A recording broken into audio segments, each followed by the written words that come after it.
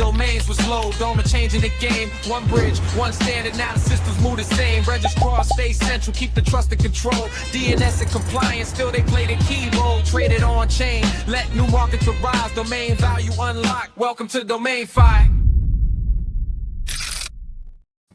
Welcome to Doma OnAir, episode 1. This is Where Domains Go Liquid, the D3 Playbook. I'm honored to be hosting today with 3 special guests from the Doma D3 team, and we're going to kick things off with just a brief intro. We'll go around the horn, let each of these individuals introduce themselves and the role they play with Doma, and then maybe Fred can tell us a little more about kind of what they might expect from this series. Excited to kick this off. We'll be going live every 2 weeks for a while, and then might kick that up to a weekly cadence in the near future. But for now, every other week, you can look forward to Doma OnAir live on both X as well as YouTube. If you've not subscribed to the Doma YouTube channel, head over there now, hit the like on this video, subscribe, and maybe even turn on notifications so you don't miss a show. That said, honored to be joined today by Bob, Michael, and Fred. Let's start with Bob, I think the newest member to the team. Bob, good afternoon, welcome, and do you mind sharing a little more about yourself? No, not at all. Great, thanks. Yeah, relatively new. I joined in January. Super psyched to be on this team. Some of the smartest people I've ever worked with. Spent my career in tech, mostly in Boston, but also in other countries. The last 18 years, I was with a startup called Afternic, and we were acquired by GoDaddy, and I ran a number of their major aftermarket businesses. So left there to take a year off and do some cool stuff in the outdoors, and met the Doma team and said, wow, this is a great way to get back into the industry and the working world. So I joined, and having a blast, and really psyched to be here. Awesome. Psyched to have you. I know you just had a big trip, but looking forward to getting to that here in a little bit. And like genuinely curious to learn more about that experience and all that transpired in India. Before we get rolling though, the other 2 here, let's go to Michael, one of the co-founders of D3. Michael, what's your, any background you'd like to share? And then a little bit about your day-to-day at D3. What do you do with Doma? And then is there any, I guess this is a question as well, I haven't asked yet, but are there any other divisions of D3 active today other than Doma, or is that your primary responsibility on a day-to-day basis? Yeah, thanks for asking. I'm one of the co-founders. I started my career on Wall Street at Goldman Sachs, working with a lot of tech companies on M&A and IPO. I was a VC for a short amount of time, a venture capitalist, and then I met Fred, and I actually decided to jump into operating seat and help start the business with him. I focus on strategy, go-to-market, a lot of our tokenomics, and launching Doma and managing and developing that network. A large part of the role is also increasing our awareness in the industry, both in the domain industry as well as with blockchain and the crypto markets, connecting both investors at the institutional level as well as retail users. So a large part of my strategy is focusing on initiatives that help expand consumer awareness. Very cool. Love it. Love the background. And again, welcome. Looking forward to the convo today.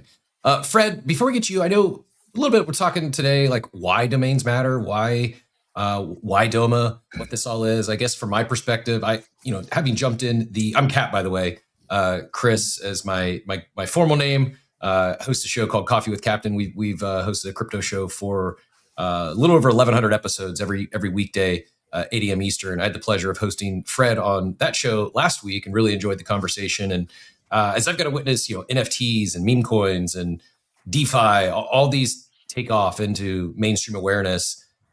Domains, I've come after our conversation and understanding more about what Doma's doing. I do believe, kind of the real RWA play that no one's talking about, and excited to spread some of that awareness both on this show as well as our morning show. But before we get into everything, Fred, do you mind sharing a little more about yourself and your day-to-day as CEO of D3? Sure, yeah. Great to be here again, Cap. My name is Fred Hsu, CEO and co-founder of D3. I've been in the domain industry for about 25 years, in tech, basically on the West Coast during that time. Domain names, what can I say about domain names? They're the original digitally native asset class. They're all unique, right? Domains are hard to buy, sell, trade. You have to go through brokers. Everybody's looked for a domain name for themselves, their friends, maybe their companies. It's just not easy, right? We see domains essentially as digital real estate, right? They're the most, in our opinion, underappreciated and potentially very, very liquid asset class, or RWA, to come that I've known to date. And I've been in crypto probably since about 2017, right? So key themes that we kind of drive us going forward are things like tokenization, obviously, on-chain trading, real liquidity for domain investors, as well as people who want to partake in some of this asset class. In general, domain names go up, right? Domain names don't depreciate, right? Like hardware or like a car. And so we really just want to focus on bringing this asset class to market, utilizing technology, bringing crypto technology to an established industry, not sort of the other way around. I love it. One of the things I had a kind of an aha moment when we were chatting last week. You mentioned domains are one of the, if not the most efficient asset class of all time, especially in the RWA world. You think about other, whether it be real estate or anything else, you often very expensive as far as annual maintenance, or whereas with these domains, really low cost. But until Doma, other than selling the domain, if they weren't using it for a business or branding, really wasn't a very productive asset. I think that's kind of where things are changing here. But yeah, the idea of how efficient these assets are, this as an RWA class is really intriguing to me. And that was kind of a light bulb moment that went off during our conversation last week. But we'll go grab that link if anyone wants to catch that full interview we had with Fred. We'll post that in the comments here momentarily. But Fred, can you explain to those tuning in, why are we doing this show? What is Doma OnAir? What might the listeners come to expect over the next few weeks? I think people should think about education. People should think about figuring out a way to kind of get into an asset class before it, in our opinion, blows up or it becomes even bigger.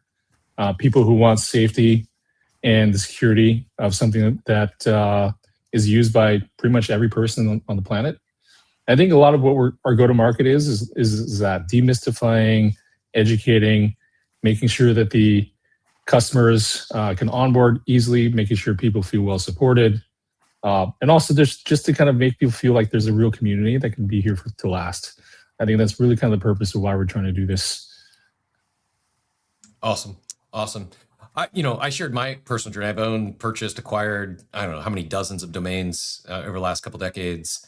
And unfortunately, a lot of them, if I don't use them, I let them expire because, I get a great idea. This is a cool domain, but never do anything with it.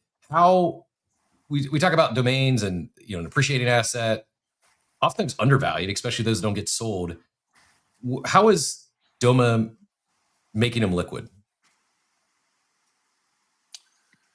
Yeah, you want me to cover that? Yeah, sure. So domains are actually pretty easy to make liquid. I wouldn't say it's easy or completely liquid just yet. Everybody owns a domain name, like at GoDaddy or maybe even like Namecheap, right? They kind of sit in your account, right? You can choose to use them. You can choose to sell them. You can even let them expire. So it's already well custodialized, right? It's a well custodialized asset, if I kind of speak in kind of crypto terms. What you don't have is an easy way to kind of bring that domain once from that custody provider at a registrar on chain. We kind of make that much more seamless, right? So instead of having to create like an NFT collection set, figure out all the programming, figure out how to do marketing, like these assets already sit at a registrar, right? It's just about bringing people and more eyeballs to that asset class, right? So it's not like holding a piece of hardware in layaway or having to do with physical goods. Going back to the whole efficiency part of domains, .coms cost roughly $10 to $12 to renew every year, right? Some other domains cost a little bit more, but it's just a nice, convenient, custodialized asset, just sort of ripe to be kind of brought to the edge, to get in front of Web3 and Web2 buyers globally. Cap, a really interesting data point is that the average premium domain sells for well over $3,000. And so if you kind of run the math and, there's the residual value of the long tail standard names, but the math turns out to be, the asset class is well over $300 billion of value. but every year we still only see about 10 to 20 billion on the aftermarket, people buying and selling on the whole domain. And so why is that, right? There's a ton of friction still in that process of going through the process of acquiring domain. Whether you're a entrepreneur looking for a new idea to launch on the internet, or whether you're a domain investor, right? You believe in the future value of these characters or numbers, and you associate very strongly with the domain extension like a .fun or .xyz, which are hot extensions in these days. There's still a lot of pain, right? You have manual negotiations between all the brokers. You have super opaque pricing, and you have a ton of middlemen, right? And settlement, importantly, it's not minutes or hours. It's literally days, weeks to months, depending on the type of transaction and where you're transacting, right? So even though the banking system, if you will, of the internet, the custodial platforms are mature and digitized, the process of going through a transaction on the DNS is still quite painful. That's actually one of the reasons why we founded the company, is to leverage technology, in some cases using blockchain, to make it easier for end users and domain investors alike to achieve access to some of these premium assets that they may want to use down the road or may want to invest in, right? And ironically, domains are digital, but they're one of the last major digital asset classes with true programmable infrastructure. And so the goal of our company was to leverage blockchain tech to enable liquidity and programmability for these assets, right?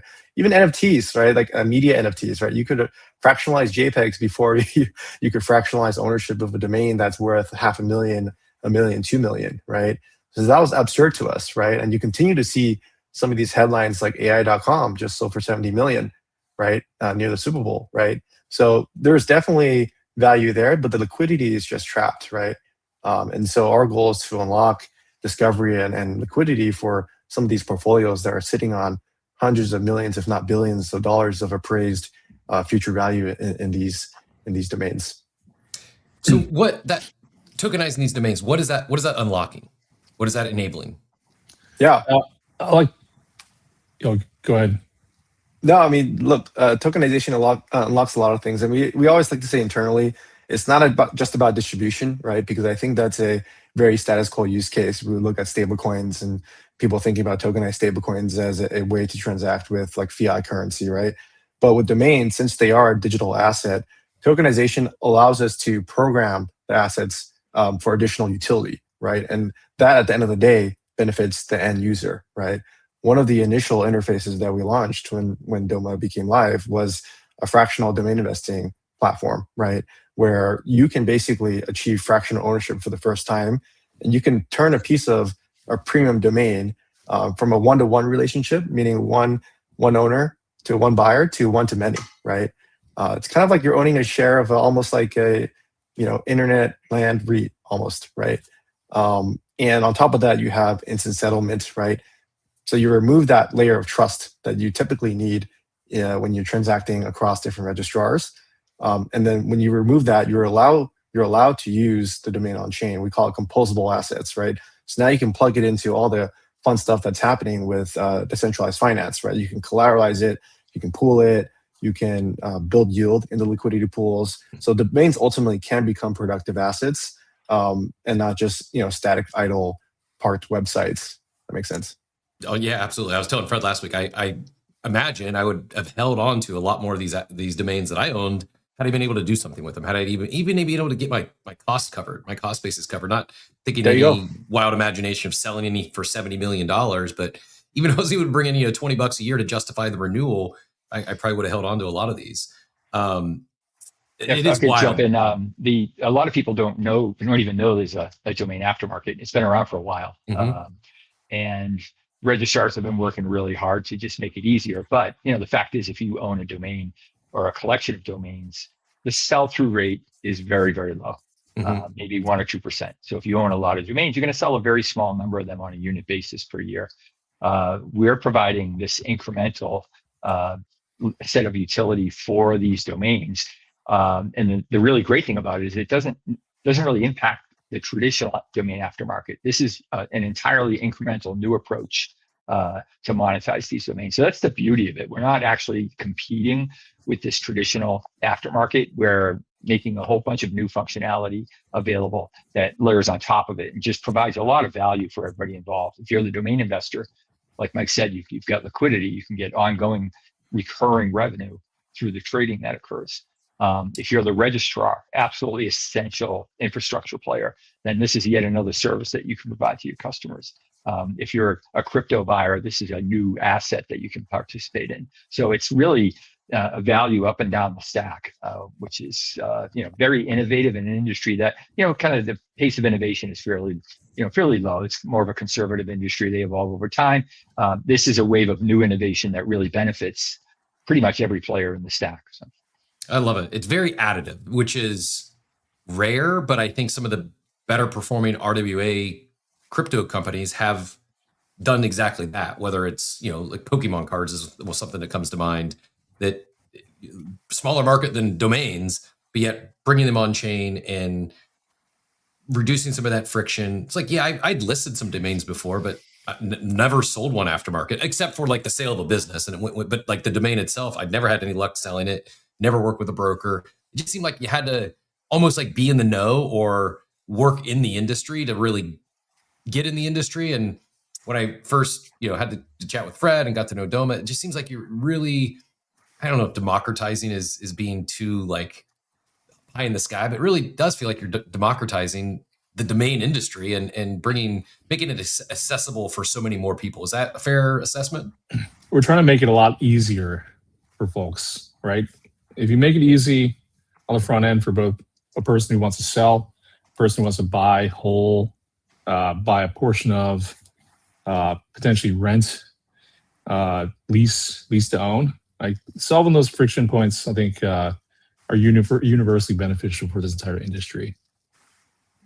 I love it.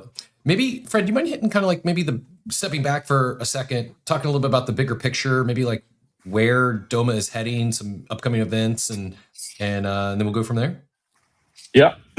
One big one is going to be our third annual Dominion event. It's going to happen April 29th and 30th in Las Vegas. That's coming up. Look out for his socials.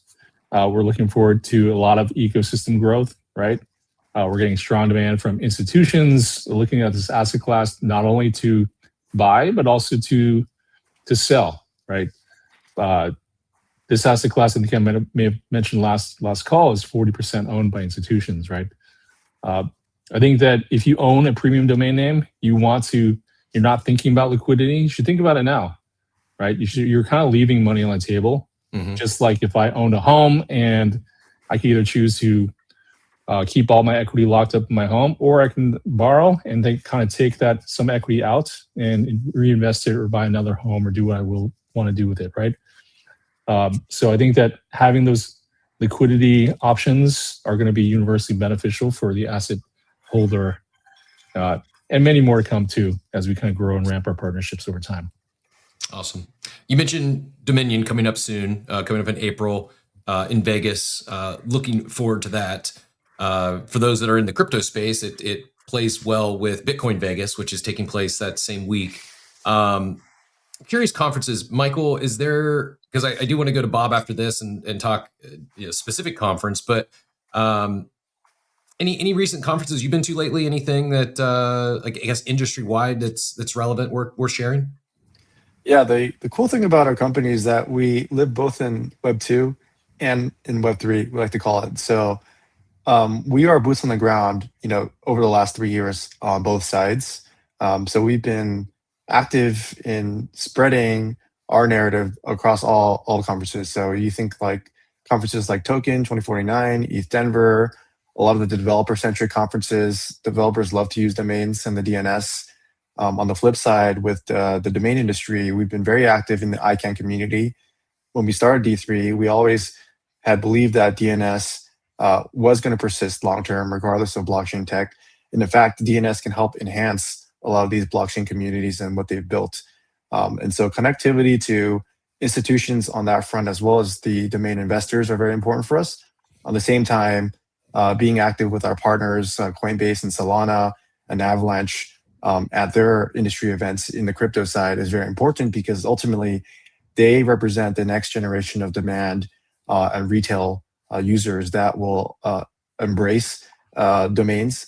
And I think there's a very important inflection point that we haven't yet addressed, which is the new round of extensions coming out this year, 2026. It's a very rare window, and our company was very focused on making sure we have the right infrastructure to take advantage of a lot of the new supply that's coming on the internet. You can think about this in a way where not only humans now will register domains, but also agents. And the DNS becomes a highway for a lot of this future agentic commerce, which we're super excited about as well. Yeah, no doubt. I think, they talk about the SaaS apocalypse, and I don't think SaaS companies are going away, but I do think we're going to see a lot more, like, I'm not the only one saying this, but a lot more like boutique solutions and agent-driven companies, agent-only companies. And yeah, the demand for domains, I would imagine, is going to just, explode based on just agent use alone. Very, very exciting to think about. And timing, great. Do you mind, maybe for those that aren't familiar with ICANN and these top level domains, like I know we'll bring in Bob here next to talk specifically about ICANN Mumbai, but can you explain like how that works? It doesn't happen very often. Like, when was even the last time these top level domains went to auction or became available? Sure. So ICANN meets once a quarter. They are a global nonprofit organization. They're multi-stakeholder. They're actually spun out back in the 2000s to basically create I would say a distributed community of stakeholders that want to promote better internet standards. The goal of the internet is to be open, safe, and secure and neutral, accessible anywhere in the world. And so this is kind of where all the policy decision making happens related to new things on the DNS, whether it's KYC compliance or whether it's growing new extensions. The last time new extensions were created were back in 2012. That's when some of our co-founders created a number of extensions like .xyz, .inc, and etc. .cash, .finance. Every dictionary word in the book, likely back then that was searched on Google, became an extension. And so it took them about 15 years to decide to extend the internet. Some of the reasoning behind that is because simply the usage of the internet has increased. A lot of the valuable real estate has been taken up, and so they need new namespaces, right? If you think about, even when we started D3 back in formally in 2023, back then there was about 6 trillion monthly DNS queries. Today, I think we're exceeding 14 trillion. So the amount of usage on the internet has doubled in just a few years. And so we are really seeing parabolic activity. And I think that translates into just net new domains on the DNS, which is great for us, right? We can find more ways for people to use and leverage domains. But at the policy level, as it relates to ICANN, I think a lot of this starts at the top, which is setting the right policies, setting the right frameworks, especially for these new namespaces. What do you think? Internet usage is growing. And we know that, right? Look at your bandwidth at home, right? You no longer can take 28, 30 megs, right? Every major neighborhood is getting fiber installed. Now Google's all over California, right? 1 gig fiber, 2 gig fiber. People don't even think about that, right? Mm-hmm. So I think that's definitely a critical trend. You just expect the internet to work. And second thing is most .coms are taken. I mean, I guarantee you cap.com, like we talked about last week, michael.com and all the good stuff. There's about 170 million .coms and quickly growing, right? I think that these new namespaces represent fundamentally an opportunity for you, your family, your friends, your kids, your businesses, your agents to basically jump on a unique, like memorable, human readable identity, which doesn't come around very often, right? Yeah, very valid. I would have never guessed that traffic has grown that much just in the last few years. I was about to ask, I mean, I'm sure agents are playing maybe a part of that, but it still feels somewhat early for them to drive that much growth. Do you think maybe, is it part of like the pandemic effect? Is it the COVID effect? Like any ideas why or how it's grown that much just in the last few years? Is it new markets? I'll let Bob take that one.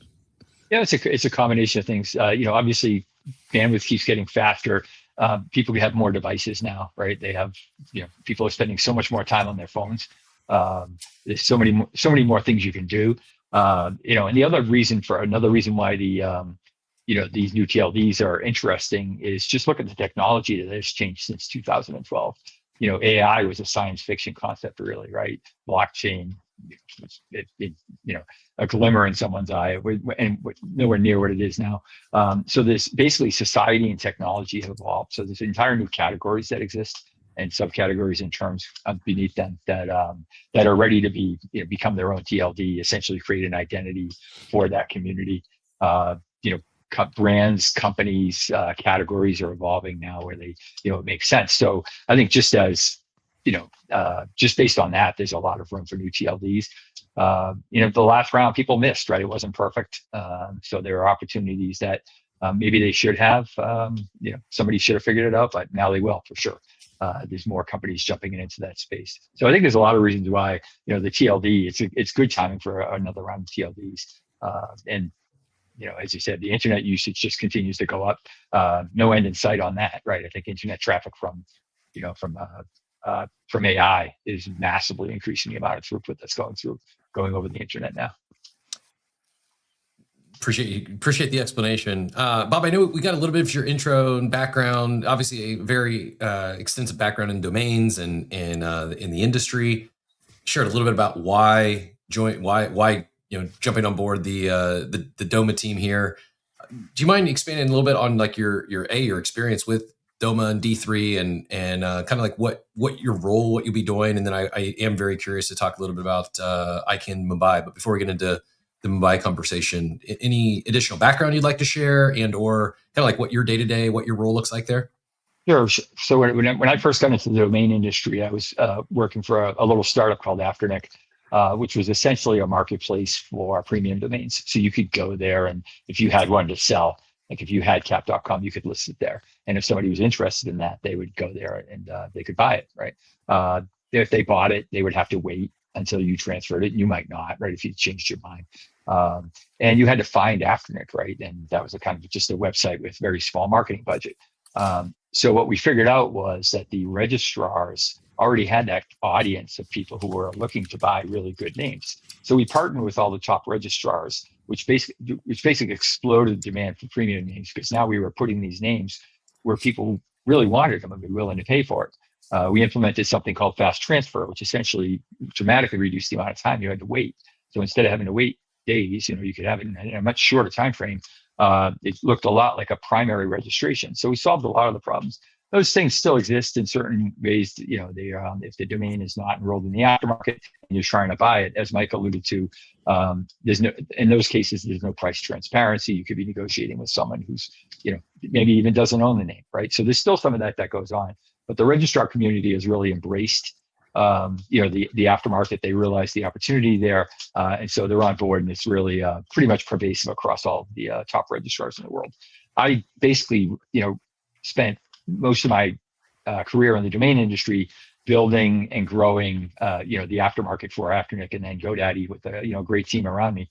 And the business really exploded over the years because it was just such a great fit with what businesses and organizations wanted. So when I discovered what D3 was doing, there's a lot of parallels, right? So we're essentially taking these domain names, premium domain names especially, and exposing them to this audience of crypto buyers. Just the crypto buyers in the partners that we've signed so far is 300 million active wallets monthly. GoDaddy has roughly 20 million subscribers, right? So, and they're the biggest registrar on the planet. So the crypto audience, the buying audience, is significantly larger than traditional domain buying audience. So to me, that seemed like a massively interesting opportunity to take this premium domain world and expose it to a much bigger buying audience who can benefit from that. So that's kind of why I joined. So my main responsibility is really working to strike partnerships with companies where we have a mutual benefit, right? Where we have assets, skills, and products, and what are the companies that we can help, by leveraging our products with what they need and their audience, for example. Certainly registrars are key because they control the traditional DNS domain name customer and the domain names. So they're a key partner for us to work with. The crypto marketplaces certainly are are where a lot of this demand is exists today. The domain investor community. So my job is really to focus on these partnerships. How can we strike these deals that really help both sides and they'll sustain, provide benefit over time. And there's it's a target-rich environment. There's so many people who can benefit from this and who are excited about it. So that's kind of what I do, and why my background led me to this, which I think is a great fit. Awesome. Well, congrats on joining the team, and Michael and Fred, congrats on landing a legend in the space. Probably too early to ask about any specific wins that came out of ICANN Mumbai. But Bob, can you, for those that are maybe hearing that for the first time, would you mind just high level, like what is ICANN Mumbai? Who was there? How was it? Any like high level feedback from the event itself? And like I said, even just what is it for those that aren't familiar? Yeah. So as Mike mentioned, it happens, there's a policy meeting 3 times a year, and then 1 time a year, there's more of a business oriented session that's less concerned about governance. The really cool thing about ICANN, a couple of cool things, it's mostly volunteer run. So there's a, pretty lean staff at ICANN that sort of works for ICANN. They're employed by ICANN. But most of the work gets done by volunteers. I've been on a number of these working groups. And that's where a lot of the lifting gets done, where the people who are working the industry will work to essentially evolve the policies that manage the domain name system. So it's actually pretty gratifying to work on these working groups, because you can actually see the work that you've done and how it improves how the domain name system works. And everybody who participates in these things is really passionate about that and about pitching in. So that's one thing, is the volunteer community that works to do this is very dedicated, very passionate. So you're involved in a community that is really interesting group to be around. The other thing is it moves around because, as Mike said, it's a global organization. So they want every country to have the opportunity to host an ICANN meeting and basically showcase their participation, on the internet and the domain naming system. So this year it was in India. Nixie runs the .in extension. It's a government agency. .in is one of the largest CC TLDs. CC country code TLD. Select .in, .uk, .jp. Those are all country codes. In India, it's .in. It's a very large TLD, a country code TLD. So who goes to these ICANN meetings? Certainly the registrars, like GoDaddy and Namecheap and Dynadot and many, many others. The registries who run the extensions. So Identity Digital runs several hundred of these, mostly the new extensions, but they also have expanded to host some country code and some generic. So they're a very large registrar. VeriSign, which runs .com and .net, obviously 2 of the biggest. They're there. And then other people who play in the infrastructure world doing various things, managing DNS. Microsoft, attends these. So there's all kinds of companies in the general ecosystem. And then lastly, and this has been emerging over time, domain investors. You wouldn't think that a domain investor would be part of the ICANN community, which is more about regulatory, but they are, because a lot of the people that they work with are there. So over the past, certainly since I've been in the industry, we've seen increasing presence of domain investors at the ICANN community as they move around the world. So it's perfect for us because we're engaged with a number of those different partner categories. And the biggest way, the registrars, and the second is with the domain investors, and then we're in touch with the registries. Obviously, there's new TLD applications. So this is a great conference for us to meet a lot of people who are in one spot. You would have to jump on planes for a year to meet all the people you meet at one ICANN meeting. So it's a perfect place to do business. So we were explaining to certainly the registrar community what we're doing, what's changed since the last time we talked to them. The response was incredibly positive. everyone's really excited about our vision, the potential. So we have follow up to continue to kind of engage with these folks and move to a point where we're integrating. We're meeting with partners we're already integrated with, working on what can we do to grow it. And we met with domain investors who are very, very excited to participate in Doma. People we are already talking with, as well as and working with, as well as a whole bunch of people that we didn't even know about us until then. So it's a fantastic conference for us, super target rich, and gives us just it's a real way to accelerate the business.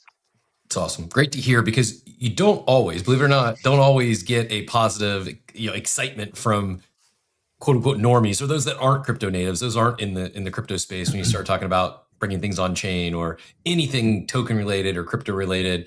I'm guessing by nature of being a digital asset and in a digital asset industry, maybe a little more receptance and openness to this concept and bringing these domains on chain. And as you said earlier, it is additive. It's not competing with, rather adding to the existing industry.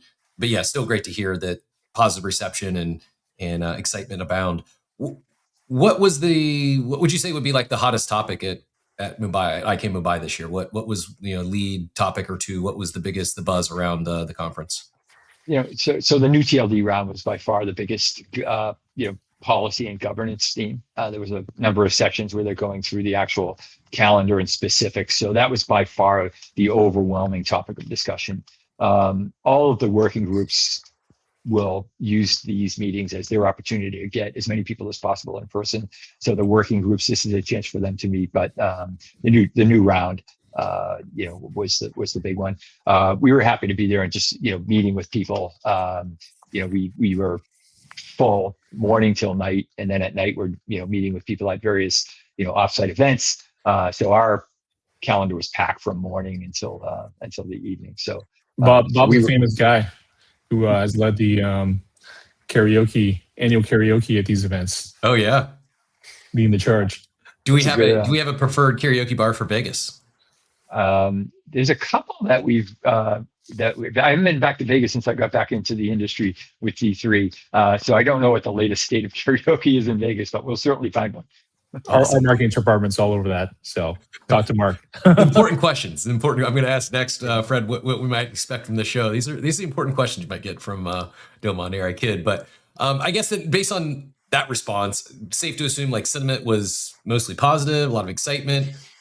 As we talked about these TLDs, these top level domain auctions, not even once a decade. So safe to assume mostly positive sentiment, good across the board. Really positive. The sad thing was a number of people had to cancel because of obviously the events in the Middle East that people couldn't get there. But even despite that, we had full calendars. We met with everybody there that was of interest. We were able to get time with, and we had full calendar. So yeah, super positive vibes. Everyone's excited for the new TLD round, and we didn't meet one partner who wasn't interested in what we're doing, excited to learn more and engage and move forward. Love to hear it. I do see the chats popping off. We will have some time for Q&A. So I saw there was a question from Stop the Slide earlier. Already got answered via text. We will, if you do have any questions for Michael or Fred or Bob, please do drop those in the chat. We will do our best to get all those answered, time permitting, here towards the end of the show. But appreciate everyone asking, and as well as all the G-Domas there in the chat. Fred, I mentioned like just kind of like setting the table for Doma OnAir in this series. What might we be doing here every couple of weeks? Do you want to maybe talk about some episode themes? Great to get to know all of you today. I'm sure some of the audience is wondering what this will look like in 2 weeks and maybe some of the future episodes. You want to hit on that briefly? Yeah, you're going to hear from domainers, or we call them domain investors, domainer interviews, liquidity stories, builder spotlights, general market analysis that cuts across both Web 2 and maybe even Web 3 as well. And we want to do this as often as we can. I think every 2 weeks is a great start for us. Like I said, we just want to get word out and educate and get as many people in this asset class as possible. Awesome. Looking forward to it. Like I said, honored to be here with you all and excited to kick this thing off today. For those today, obviously, we went live. If you're catching the recording later, we went live at 3 p.m. Eastern time on Tuesday. Pencil that in for 2 weeks from now, but maybe subject to change. Question would be for those that may not be able to make it live or they are catching recording, how might they be able to participate? How can they funnel? Where should they funnel questions to? What's that look like for those that whether they catch this recording or they're not able to make the next live show? How could they still participate? Yeah, definitely submit your questions on X. We have, both on this X Live space or even an email. You can hit us at marketing@d3.com. Suggest guests, join live. We're at your disposal. Awesome. And I would just say for my time of working with all of you, I said this last week, I'll say it again with Michael and Bob on the line too. It's refreshing is the word I kept coming back to.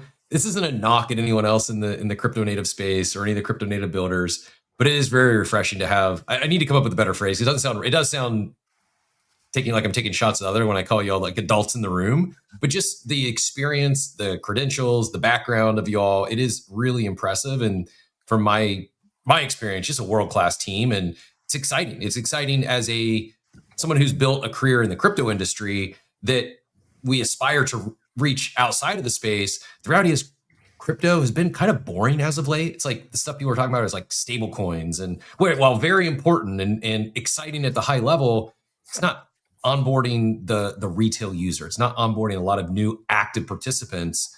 And when we started talking, I got not only excited about the concept and the retail participants that already are domainers, but also just the professionalism of the team and the experience, the background, like you said, boots on the ground and attending these conferences, hosting your own. I do want to, before we get to questions, because we hit on it earlier, but would one of you mind taking the high level, we talked about Dominion, the dates.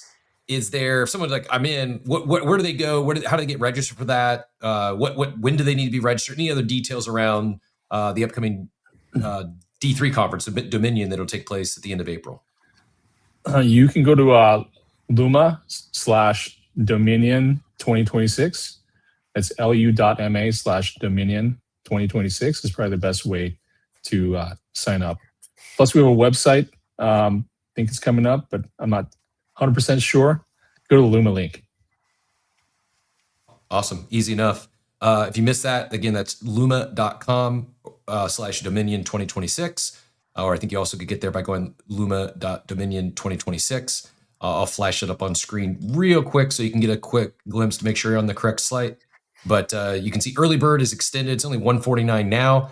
That does go up here in about a week.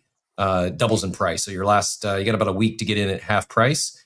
And I don't want to overcommit, but if you do miss that early bird discount, don't delay for this because it's not a guarantee for everyone. But we'll see if we can get some discount codes to share with those attending this Doma OnAir series in the upcoming weeks. I do see some more questions flowing in. I'll get to those, and whoever would like to take the questions, by all means, feel free.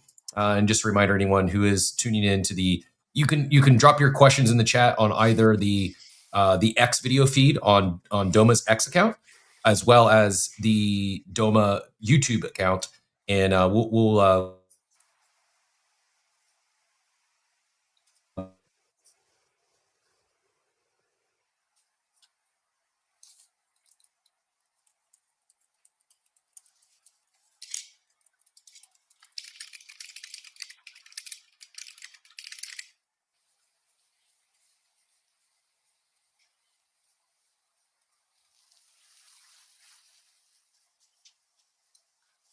Michael, you there? Yeah, I think we lost Cap for a second. There we go. Check. I can hear you. Hey, Cap, we lost you for about a minute.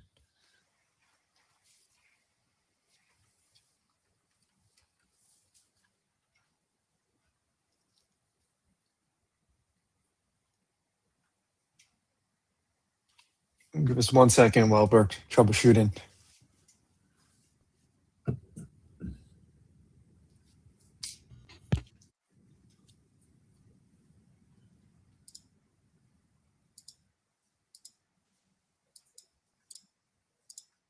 I think my audio is back. Check. There you go. There you go. No idea what happened there. Sometimes while we may be talking about cool things like bringing domains on chain, occasionally tech just does weird things. And my solution, when if all else fails, I don't know if this works in the domain world, but I grew up in the wireless business, so Verizon and repairing phones. And the first troubleshooting I learned in like the late 90s is just you unplug it and plug it back in. This day, I don't know. Again, randomly, just audio went out. We unplugged it, plugged it back in, and we're live. So that's your free alpha for the day. If the tech fails, you just unplug it, plug it back in, and 50-50 shot that it fixes things. So my apologies. Not sure what happened, but we can we can move on. I don't know if you got this one yet. The question on the screen now: what is the most successful Doma launch on Doma to date?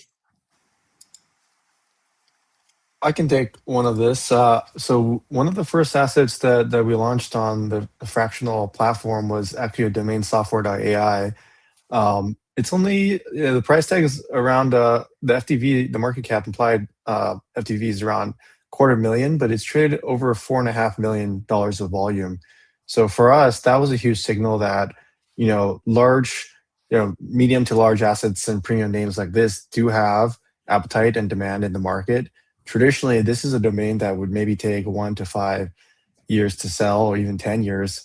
In this environment, given the AI domains are hot, this is a pretty valuable asset. Although, you still have that arbitrage between the buyer having a price and then the seller is only willing to pay a certain price, and then you have all the brokers in between, right? So, for us, being able to launch this permissionlessly on Doma and seeing the volume come through from across the world was pretty inspiring, and it actually has set the path for a lot of the subsequent domains that we've launched, which we've launched over 40 premium assets now, and now have a self-serve platform coming out. But that asset has about over 3,000 holders. It's pretty cool to see people trading tokens within this domain. Brag.com, it's traded over $4.5 million worth. I think they have a fully diluted value of about $500,000. Investors.xyz, I think there's about 11,000 token holders, which is great to see by any measure, Web3 or not. So these are some samples. I think you and I talked last week about one of my meme favorites, boner.com. Pretty cool. It's has also kind of gone up and to the right, pun intended. So that's also pretty cool. There's definitely thousands of holders over there as well. And we love .coms. And we love .ais. Those tend to be the assets, as you'd imagine, just because of the mass market demand that also perform well on Doma so far. But we're really just getting started. Right? This is still kind of like day one, kind of getting the marketing, getting the education, getting the plumbing all kind of tuned as we speak.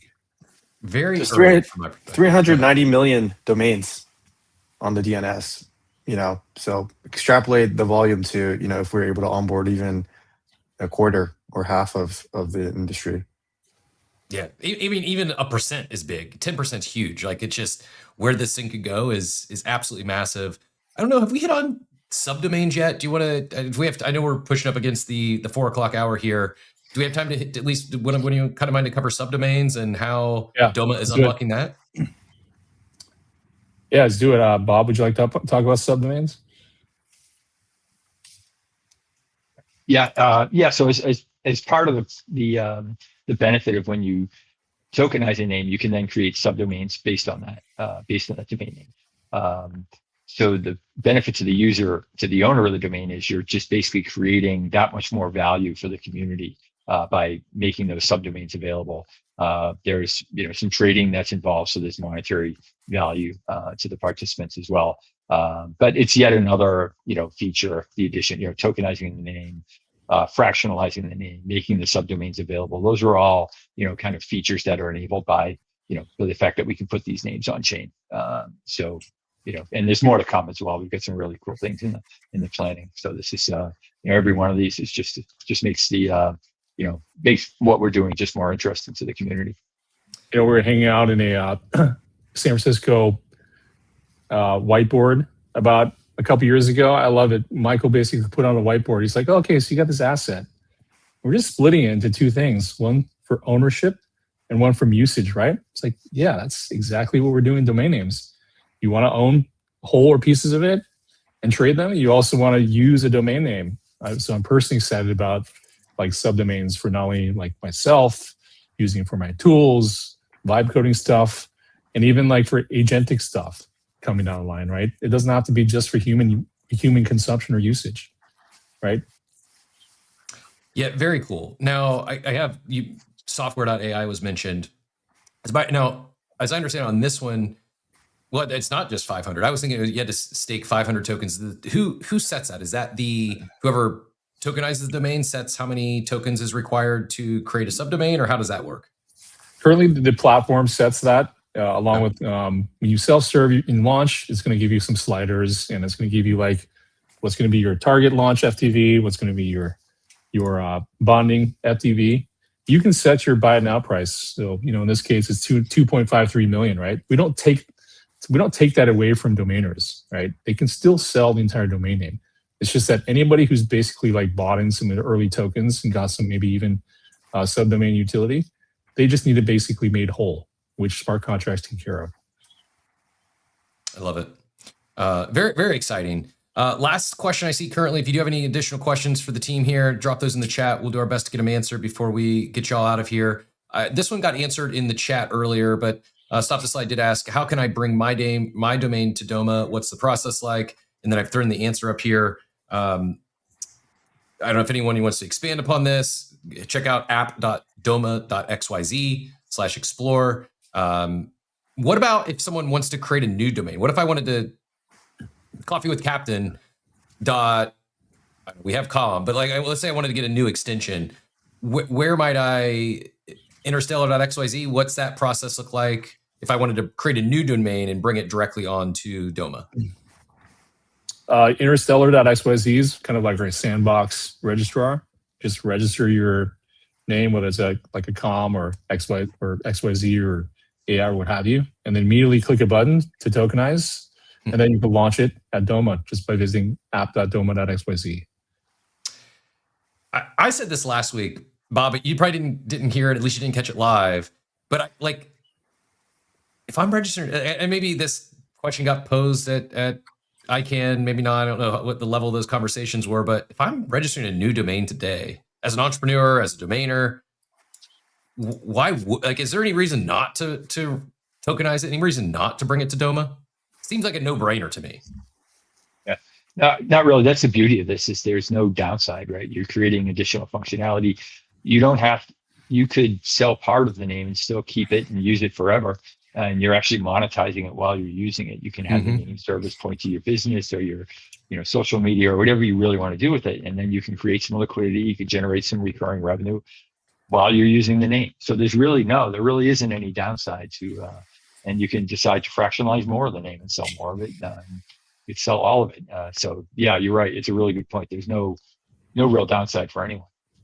Yeah, I get really excited. I mean, fortunate to get a chance to talk to several founders and teams in the space. And when I get really excited is when it's something that's additive, and they're not just throwing it on chains to capture extract some liquidity or capture some value from the crypto natives, but rather truly making the product better, enhancing an existing product. And this is, from my perspective, doing that without any downside. And congrats to getting this far. Really excited to see what Doma continues to do. Excited for Dominion, excited for the series. Before we let everyone get out of here, if we could get maybe one more, like a one sentence takeaway, if there's anything we didn't cover today, we'll go around the horn and get like a one sentence closing comment or takeaway from each of you. Bob, being the newest member of the team, do you mind kicking us off? Anything that we didn't ask you today that you're hoping to share? You got a one sentence or one takeaway for those listening in? I think one of the comments about tokenization was that, your domain name does have to be with a participating registrar. We have several. They're on our website. That list will be growing. If you're with a registrar and they don't participate in Doma, then you can always reach out and ask them to add support for Doma. They listen to their customers. They know about us. We'd love the support if you can kind of, lend your voice to the fact that you want them to join this great thing that we've built. That's, let's leverage the community to make this available to more people. Love it. Michael, how about yourself? And anything we didn't ask you today, or a closing comment for the audience? Closing comment probably is something along the lines of, domains aren't just static websites anymore, right? They are programmable assets with value, with utility, and identity. And we believe that those assets deserve efficient markets, and that's essentially what Doma is. And it's going to be the gateway for you to own and trade the internet. And so we're super excited to introduce even more products and utility for these dynamic assets. It's awesome. Again, appreciate the leadership and all that you're doing to push not just the domain space forward, but the crypto space forward. We need more of this, more, not just RWAs on chain, just to throw them on chain, but do so because it's enhancing the product. It's making the RWAs productive. It's all that you're doing for domains is I would love to see across many other industries, and really, really appreciate the leadership and taking the big swing here. And I think what you're doing I think it will absolutely inspire other industries, other entrepreneurs to bring their products, their industries on chain. It just makes sense on so many fronts. Fred, before I ask you any closing questions, I did get one more from the chat. Do you mind fielding this one? Do you plan on facilitating the fractionalization of .eth names on Doma? Once .eth is delegated by the country of Ethiopia and becomes a real TLD, then sure, bring it on. But until that happens, we love .eth as a interoperable, leading Web3 interoperability play. And those guys are really innovative. They have a great community. But yeah, until that time comes, we can only do so much with our great partners at Ines. And you mentioned some of the partners previously. Is there anyone, I guess that I will give you a chance for any final closing comments or one sentence takeaway, but is there any other partners, like specifically in the crypto space, whether it's other chains or anything that we might look forward to, or anyone we haven't talked about yet that you wanted to give some flowers to? Avalanche. Avalanche is a great partner. They're one of the DeFi Ethereum aligned leaders out there. As this market, I know we're in a little bit of a soft spot. As this market comes back, we expect them to be coming back pretty strong. And I think they're already thinking about naming, and they've been a critical partner for us for the past year or so. So super excited about them. Awesome. We did get also follow up from the Doma account. All domains on Doma are ENS native. You can map your domain to your .eth name. Unfortunately, as Fred was mentioning, ETH names aren't actually DNS compliant names at this time. Anything we didn't ask you today, Fred? Any closing comments? Anything to send the listeners away with? Yeah, I think it's more along the lines of what's old is new and what's new is old, right? Domain names are the original RWA asset class. It's tremendously durable asset, and people just don't think about it. So really, domains are some of the best, if not the best, in my opinion, real world asset class, digitally native from the get-go. And we'll probably stay that way for a long time. Love it. Well, really appreciate all your time today. Appreciate everyone who tuned in. Pushing 500 live viewers, which is exciting to kick off episode 1 of any series. Appreciate everyone who tuned in. All the questions have been great. Very much so. While we will have guests are going to join us, we will have some topics we want to make sure we discuss here on the show. Very much a participatory show. And like I said earlier, if you can't make the live show, do send your questions or thoughts or comments to the Doma handle, marketing at doma.com. And make sure you're following the D3 account. Follow the Doma account. Get registered for Dominion 2026. And stay tuned for next episode. Next time, we're going to bring on Richard Lau to join us. Richard is a domain investor, an entrepreneur, founder of Titan Research. I'm excited. I've not yet connected with Richard, so excited to have him on here on the show. And again, appreciate y'all being here today. It's been a fun. I'm biased, but I think a great kickoff to this series, and hopefully for everyone in the chat enjoyed the time as well. It's fun, guys. Thanks, Cap.